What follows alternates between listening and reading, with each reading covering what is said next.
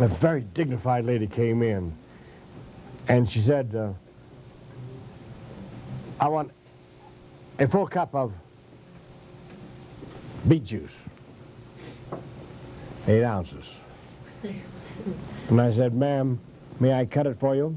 Either get it for me or I'll get it someplace else. I said, okay, I'll get it for you.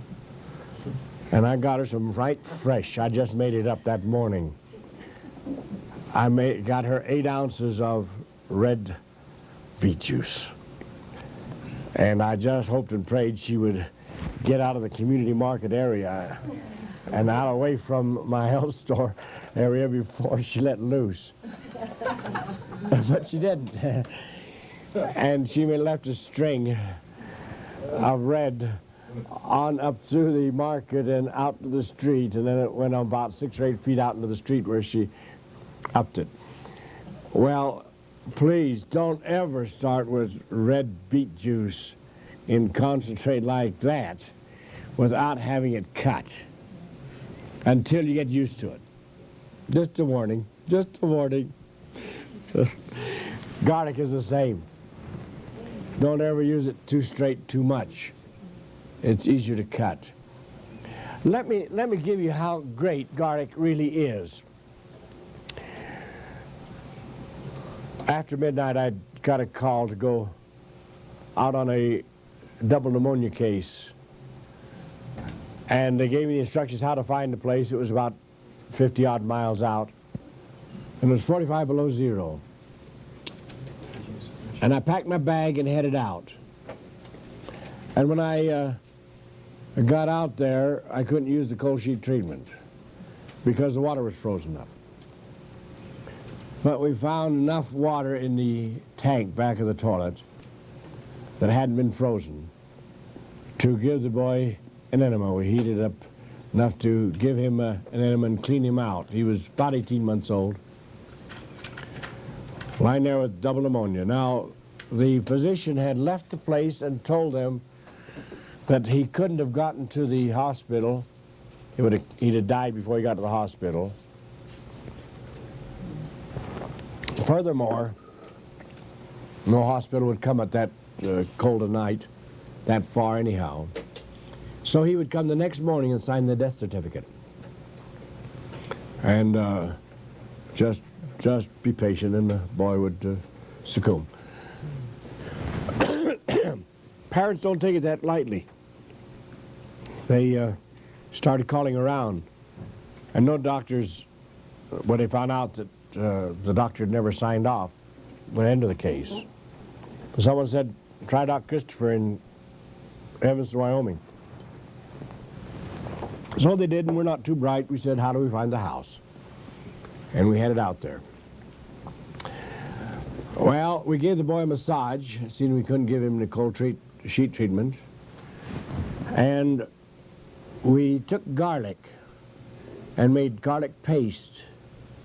Now, the way you make garlic paste is to peel the garlic bulbs and grate them or grind them up so that it's fine, and then mix it. Now, in this case, we'll use petrolatum. We'll use Vaseline, which is a petroleum product, but it has a reason why we use it. We mix it half and half with the garlic and make a heavy paste.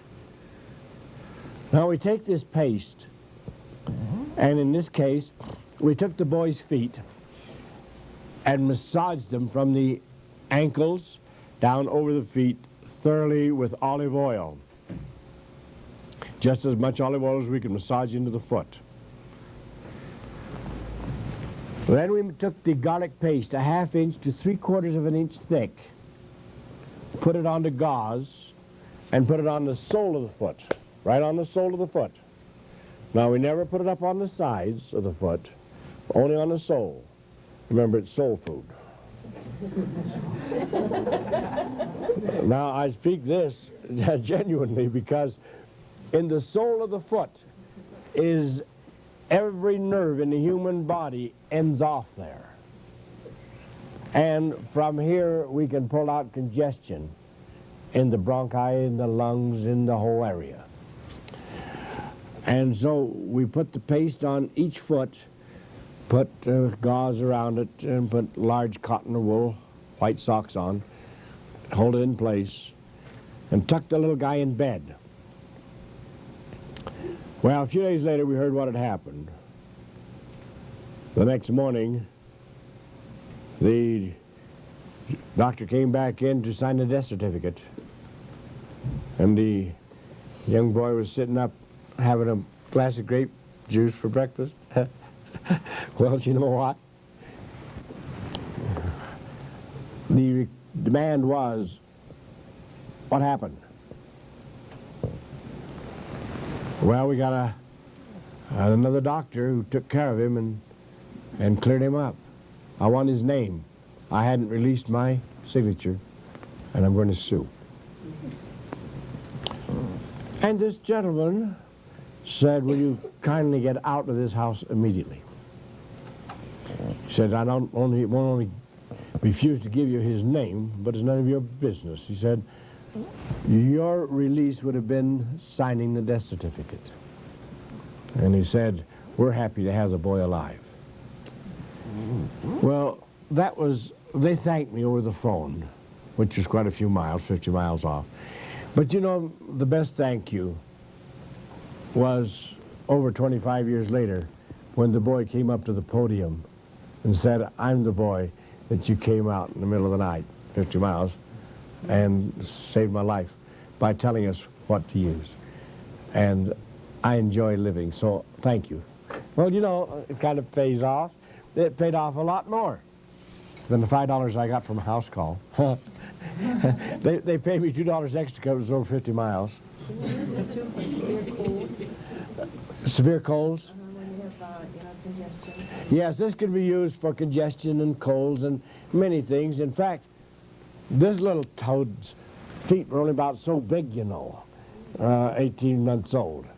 It didn't take a lot of garlic to do that. But not many days later, I was given another assignment which gave me the difference. It was a big old Swede up in Salt Lake with size 14 feet that looked like hams. And we had the whole family sitting around grating garlic and crying about it. Oh, man, to cover those feet, it took a lot. He worked at the Utah oil refinery, but it saved his life. It saved his life because he had been given up. Also, this has happened so many, many times. Garlic can do so much good. Now, for instance, supposing you've got infection in your gums, and you've got an infected area that's swelling up. Cut a button of garlic in two. Put it up in there and leave it all night. Oh, it'll blister, but it's not a painful blister, but it's a nasty looking one. But it won't leave any infection there. It'll pull the infection out. To pull infection out of the body, garlic is superb. It's one of the greats. If you couldn't get a hold of fresh garlic in an emergency, could you open up the garlic capsule and use the powder? It won't do as much good, no. So what It would do some good. Your garlic oil would be more potent than the powder itself. You had a question. Yes, I did. Removing a mole. We had a lady that put this on. She didn't put oil around it, and she ended up with some scars. She took the mole away, but the scars were on her hand. Seems like it burned her. That's what we advise, to always put olive oil around the area, then put the garlic on. And there will be no third degree. There will be no burn there. But it'll do the job.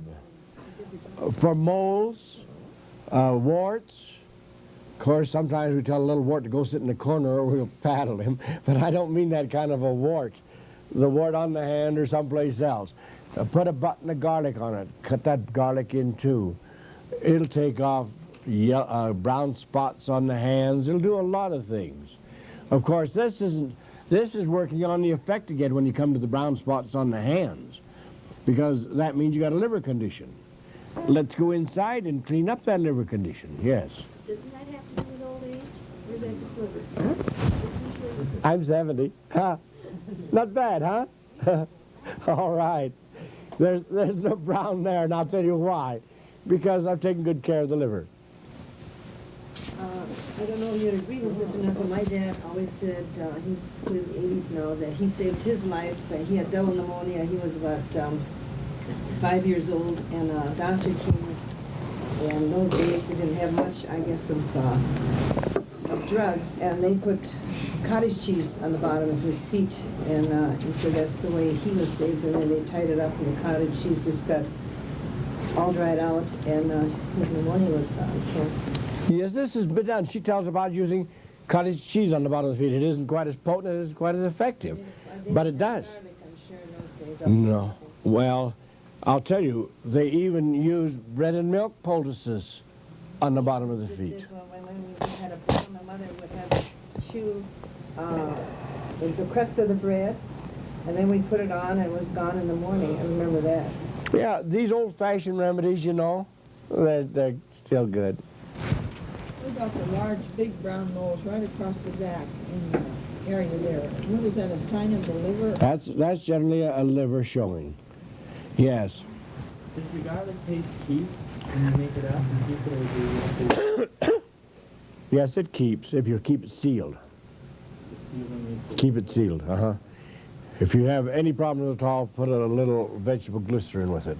One of those red dots, the person, it isn't a mold, brown, but they're red. People get them over their body. There's a lot of those. Do you know what they are? The little... Well, they're called spider angiomata. They look All just right. like a mold. Are they a cancerous condition? No, they're considered also liver. They're liver also. What it is a tiny blood vessel which is broken through the skin. You know, that's a relief to have him tell me that it's not cancer, because so many have said in the past that it is a cancerous condition, and that little red mark shows up. But it's a little brighter than the rest, yes. I just wanted to also say that I got rid of a wart with black walnut tincture, and also I got rid of a mole with black ointment. Thanks, my daughter speaketh. And I'm glad to hear that, because your black walnut and your elderberry tincture, they are both compatible with the black ointment, but they are high potency in potassium.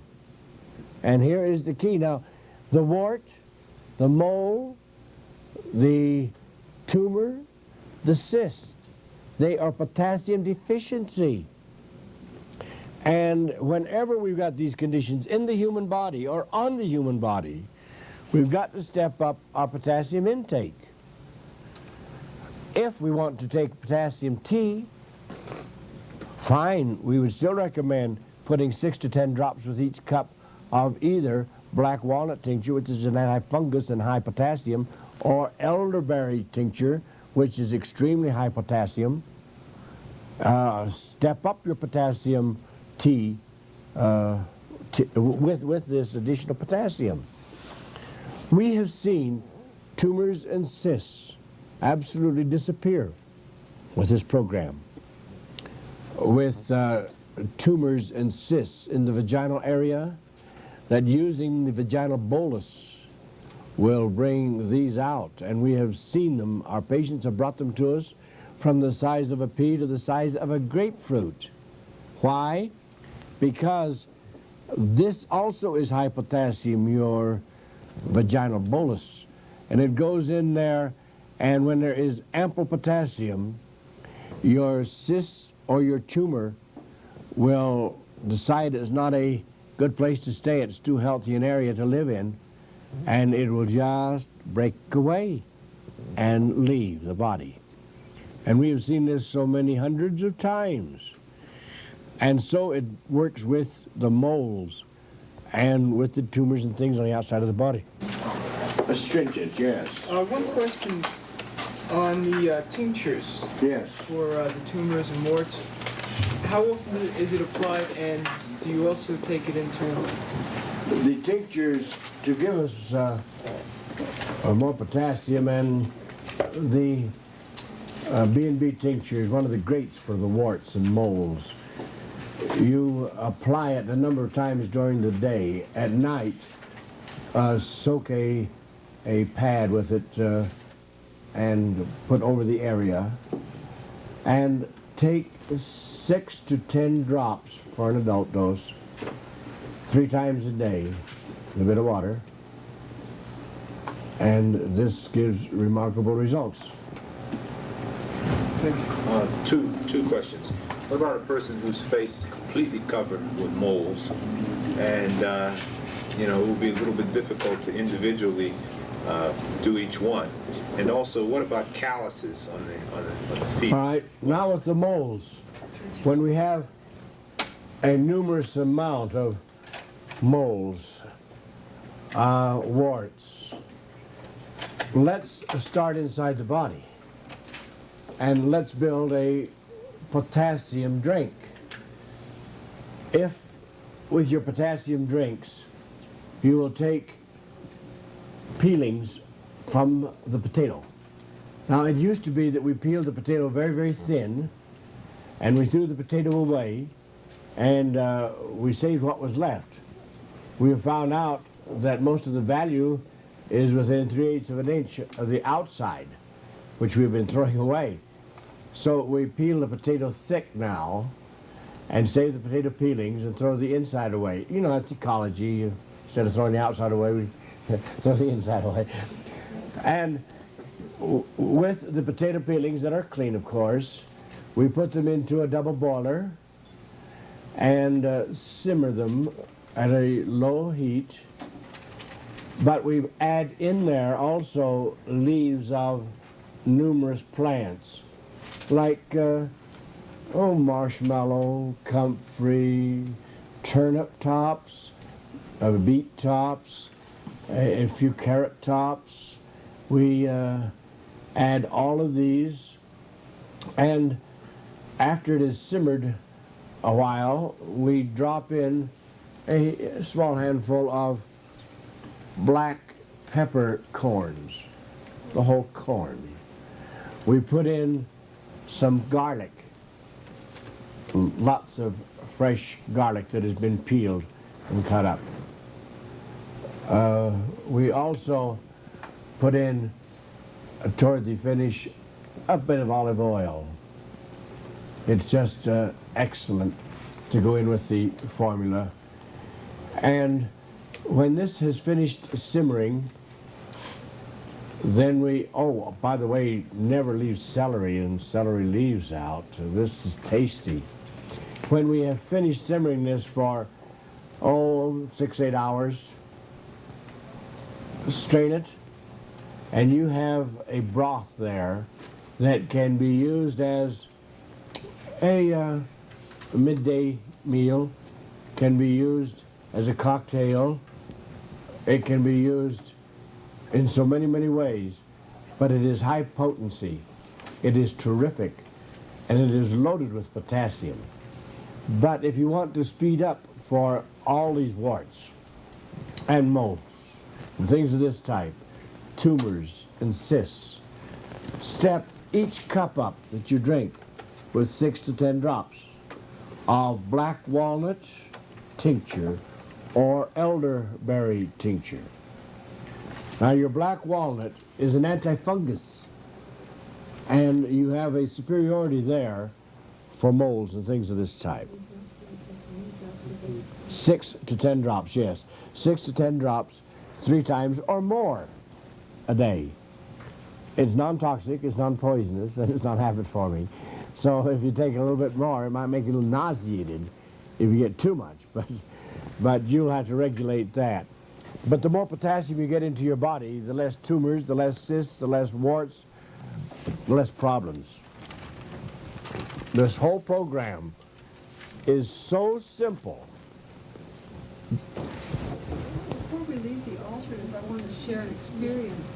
We had a woman bring us her 4-month-old baby who was covered with boils. And the baby was in bad shape. They had him on painkillers. And they were going to do a blood transfusion to get rid of his bad blood. And that was the decision. So we had a week to work. And we put the mother, well, we put her on lower bowel formula for cleanser, but we also put her on lots of red clover combination tea. She was breastfeeding the baby. In 3 days, that baby was greatly improved. Almost all the boils from the upper part of the body were gone. He still had them in the groin area. At the end of the 6th day, there weren't any boils left at all. That's beautiful. I like that story. I like that. It backs up everything I've been preaching the whole time. That's terrific. I'm glad we got it on record. Now, this is...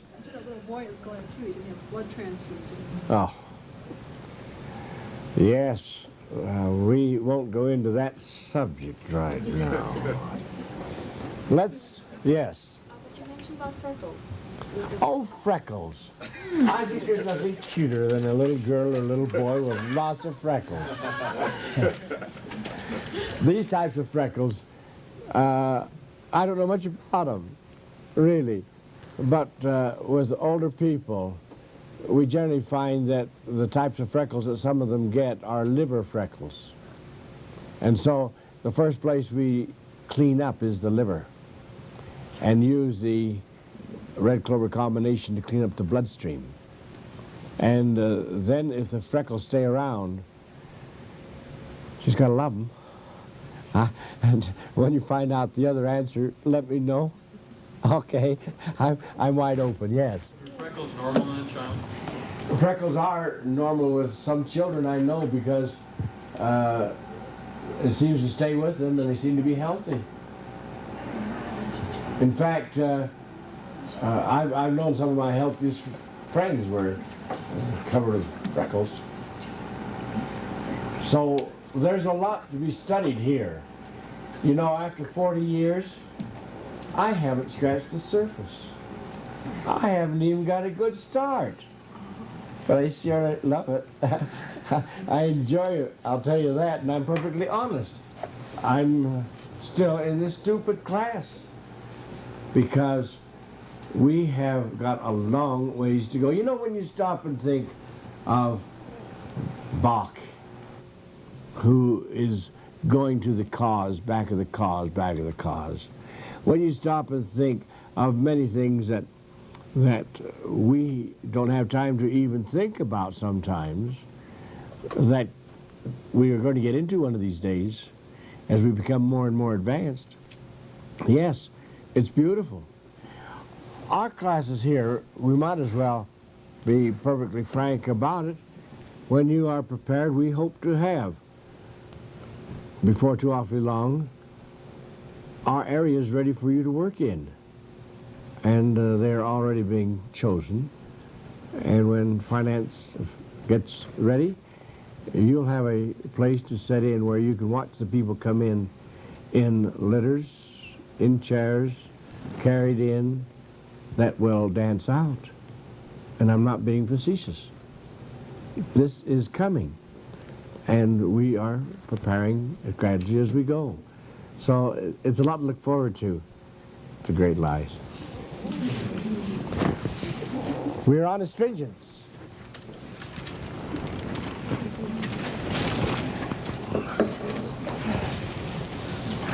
We have a bayberry bark and we have an oak bark.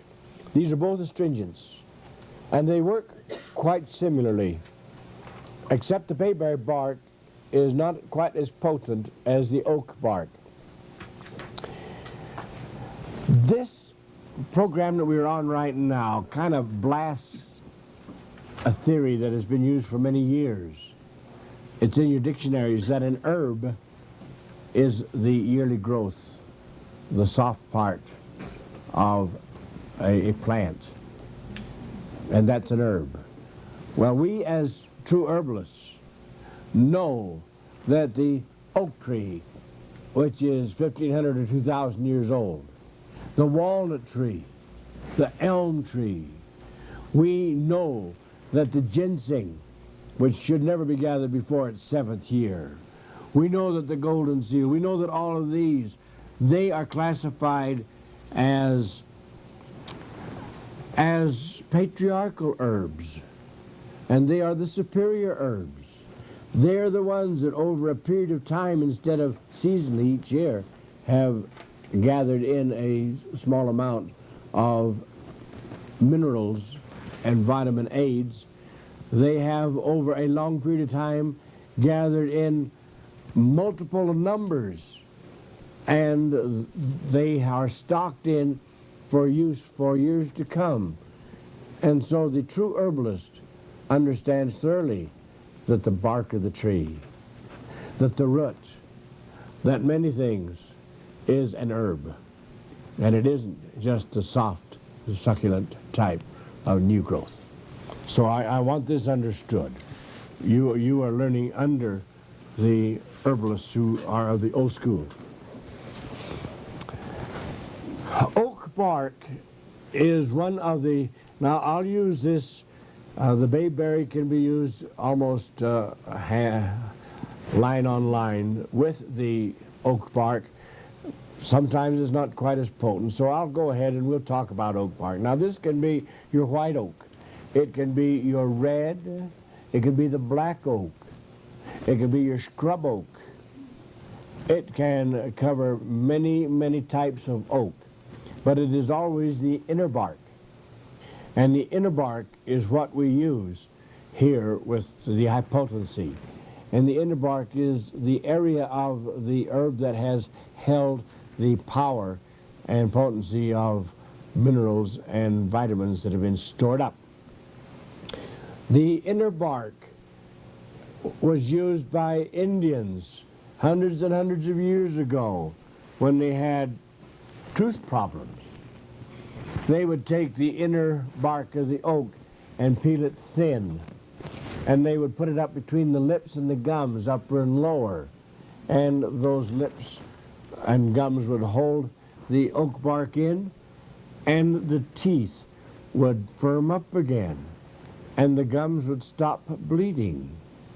These are all old things, but they have been used for centuries, really. Sometimes we have to get a renewal and know why they are so potent and brought back standing again. I'll have to recite, if you don't mind my telling a story once in a while, because over my 40 years we've had a lot of things happen, and some people say, we would rather you give the formulas right down the line and tell us what to do for thus, thus, and thus. Well, any stupid jerk can go to our books and find the formulas. But once in a while a story will give us a memory that will hang with us for a while. This particular night, we were going to have our class. By the way, we had a series of classes. We had 13 a week, and we would have them morning, afternoon, and evening in different cities, and we would make the circuit. Oh, we've never had a dull moment, but this particular one was in our Salt Lake herb office, which herb office was on State Street, and it was in an area that most people came to in the daytime because it was rather an unsavory neighborhood at night, and people would go more in groups at night. A woman stepped in, and she had a hat on, she had a muffler wrapped around her face, and a long coat and galoshes, and she was covered with snow from the blizzard, and the light from the street showed the storm blowing in. As she stepped inside, I said, ma'am, there's a chair down here in front that's vacant. She was crying, and she just shook her head and stood there. I was talking on astringents, and all of a sudden, I said, I would like to tell you what to do for Pyorrhea. And I said, if with the Pyorrhea you're bleeding at the gums, or the gums have peeled up, if the teeth are loose, I said, using the oak bark, leaving it in all night, every night, within a very short time, within sometimes a week or 2 or 3 weeks, those teeth will tighten up and the gums will heal. And I had no more than finished this and started on my next subject, and the door opened and this woman stepped back out again into the storm. Well, I never thought anything about it.